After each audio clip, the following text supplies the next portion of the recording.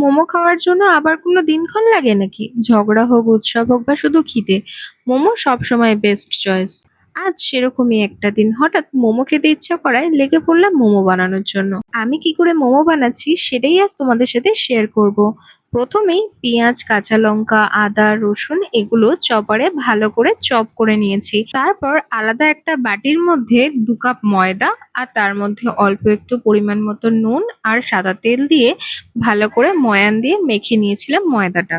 ময়দাটা মেখে নিয়ে ওপর থেকে অল্প পরিমাণ সাদা তেল দিয়ে ময়দাটাকে কিছুক্ষণের জন্য সাইড করে রেখে দিয়েছিলাম। পরিমাণ মতন ধনেপাতা নিয়ে সেটাকে ভালো করে চপ করে নিলাম। আপনারা চাইলে এর মধ্যে অল্প পরিমাণ বাঁধাকপিও দিতে পারেন, তাতে খেতে আরো ভালো হবে। এবার আগে থেকে চপ করে রাখা সমস্ত ভেজিটেবল, চিকেন, সোয়া সস আর পরিমাণ মতন নুন দিয়ে পুরো মিশ্রণটাকে খুব ভালো করে মিক্স করে নিতে হবে।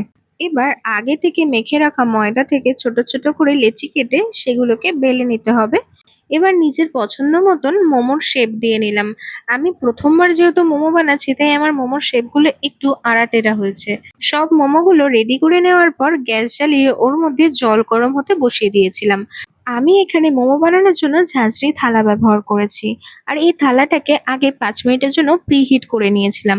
এবার ঝাঁঝরি থালার মধ্যে অল্প সাদা তেল ব্রাশ করে মোমোগুলো দিয়ে 10 মিনিট ভাপিয়ে নিলেই রেডি আমাদের সবার পছন্দের মোমো। আমার কাছে আবার ঠান্ডা গ্রীষ্ম বর্ষা মোমোই আমার ভরসা।